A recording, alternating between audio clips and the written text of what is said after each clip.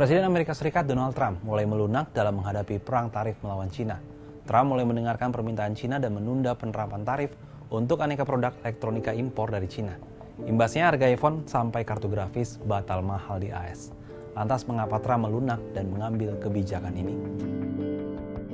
Pengecualian terhadap produk elektronik dari Cina ini diungkap Badan Perbatasan dan Cukai atau CBP AS pada Jumat 11 April 2025 malam waktu Washington DC. Pengecualian itu akan menguntungkan perusahaan teknologi AS seperti Nvidia, Dell, dan Apple yang membuat iPhone dan produk premium lainnya di Cina. Data Bea dan Cukai AS menunjukkan barang-barang yang dikecualikan mencakup lebih dari 20% dari impor Cina. Namun semikonduktor tetap masih bisa menjadi target tarif khusus industri yang ingin dikenakan Trump pada impor dari semua negara.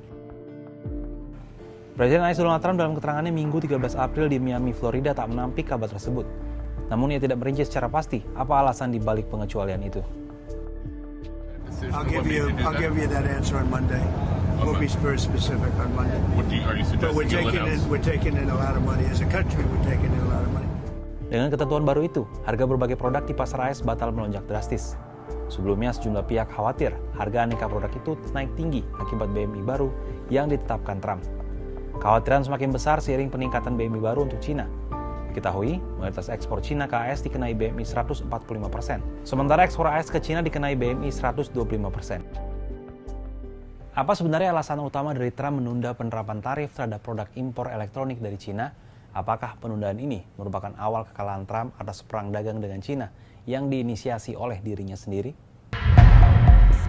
Menurut ekonom pada Bank Investasi Natixis, Trinh Nguyen, penerapan BMI sampai 145% bisa membuat ekspor Cina ke AS ambruk. Masalahnya bukan cuma Cina akan terdampak. Perekonomian AS bisa terpukul parah karena rantai pasok terguncang hebat dan tidak ada periode peralihan untuk hal itu. Harga aneka produk juga akan melonjak. Harga iPhone misalnya akan naik dari rata-rata di bawah $1.000 AS per unit menjadi mendekati $2.000 AS per unit. Demikian pula mobil listrik hingga pisau serta panci dapur. Diketahui ada 20 komoditas yang dikembalikan tarifnya menjadi sesuai ketentuan 5 April 2025. Dari jumlah tersebut, 3 diantaranya, yakni ponsel, komputer jinjing, dan baterai litium. 3 komoditas ini pula yang diketahui didominasi oleh impor dari Cina. Sebanyak 81% ponsel, 66% komputer jinjing, dan 69% baterai litium di pasar AS diimpor dari Cina. Meski demikian, Trinh mengingatkan bahwa terlalu dini menyimpulkan bahwa AS goyah menghadapi Cina. Perubahan tarif itu lebih karena pertimbangan konsumen domestik AS. Apalagi Menteri Perdagangan AS Howard Lutnick dalam laporan Associated Press pada Senin 14 April 2025 menyebut pengecualian tarif pada ponsel pintar dan komputer buatan Cina hanya berlaku sementara waktu. Kemungkinan hanya akan berlaku 1 atau 2 bulan.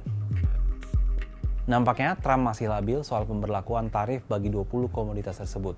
Pasalnya, saat mengumumkan kenaikan tarif pada 2 April 2025, Trump mengindikasikan tidak akan goyah dan tidak akan berunding.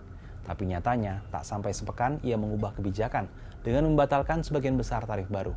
Kalau menurut sahabat Kompas, kebijakan kontroversial apa lagi yang akan dikeluarkan oleh Presiden AS Donald Trump?